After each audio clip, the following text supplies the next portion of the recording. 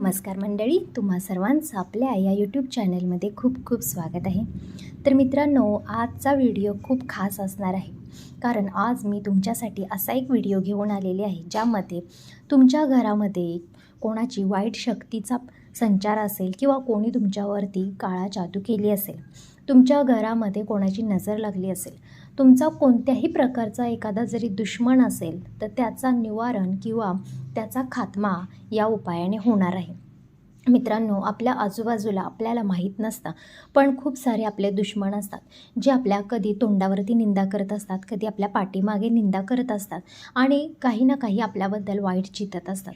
तर अशा दुश्मनांपासून वाचण्यासाठी आणि आपलं घर वाचवण्यासाठी, आपला पैसा वाचवण्यासाठी काही आपल्याला उपाय करायचे असतात. तर हा शास्त्रात सांगितलेला एक उपाय आहे. कालच झालेल्या शिवपुराण कथामध्ये पंडित मिश्रा यांनी हा उपाय सांगितलेला आहे. तोच उपाय मी तुमच्यापर्यंत घेऊन आलेले आहे. तर मित्रांनो, उपाय अगदी साधा सोपा आहे. यासाठी तुम्हाला कुठे बाहेर जाण्याची गरज नाही. उपाय अगदी तुम्हाला घरामध्येच करायचा आहे. तर उपाय कसा करायचा, कोणत्या वेळेत करायचा, याची सर्व माहिती मी या व्हिडिओत तुम्हाला सांगणार आहे. तर कृपया व्हिडिओ शेवटपर्यंत बघा आणि तुमचे काही प्रश्न असतील तर मला कमेंट बॉक्समध्ये नक्की विचारा. मित्रांनो, प्रत्येकाच्या जीवनामध्ये खूप सारे संकट येत असतात. कधी चांगले दिवस, कधी वाईट दिवस, असा त्याचा दिनक्रम आपला चालू असतो. पण मित्रांनो, वाईट दिवस कधी येतात? आपलं सगळं चांगलं असताना अचानकच जर वाईट दिवस यायला लागले तर माणसाला कुठेतरी हुरहुर लागत असते की आपलं काय चुकलं म्हणून, किंवा आपले स्टार बदलले का म्हणून. तर असं नाही आहे. कारण की काय आहे, आपले जेव्हा चांगले दिवस असतात तेव्हा लोक आपल्याला नजर लावत असतात आणि काही लोक असतात जे आपल्या पाठीमागे आपलं वाईट चिंतत असतात आणि ह्या वाईट चिंतण्यामुळे आपल्याला कुठे ना कुठे आपली दुर्दशा व्हायला सुरुवात होते आणि आपलं जे काही चांगलं आहे ते दुसऱ्याकडे जायला चालू होत असतं. त्यासाठी आपण कितीही पूजापाठ केले तरी त्याचा म्हणावासा फरक त्या गोष्टींवरती पडत नाही. तर त्यासाठी आपल्या घरामध्ये एक अशी वस्तू आहे जी तुम्हाला जाळायची असते आणि ती जाळल्यानंतर तुमच्या घरामध्ये त्या व्यक्तीचा किंवा त्यांनी जर तुमच्याबद्दल काही बोलले असेल तर त्याचा तो जळून खाक होणार आहे. ती गोष्ट तुम्हाला जाळायची असते.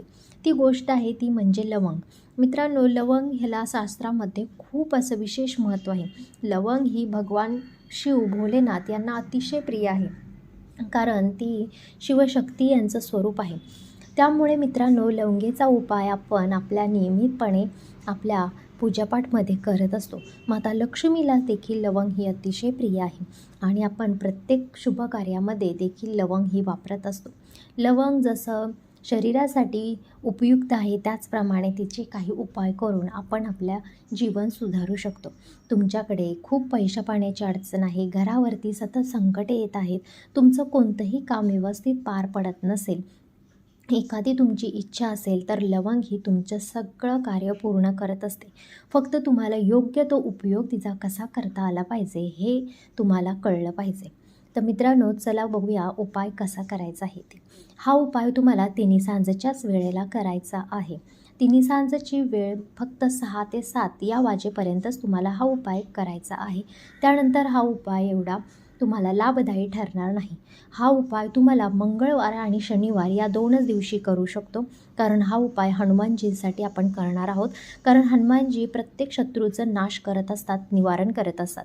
तर तुमचीसुद्धा हनुमानजीवरती जे श्रद्धा असेल, भक्ती असेल, तर कमेंट बॉक्समध्ये जय श्री हनुमान लिहायला विसरू नका.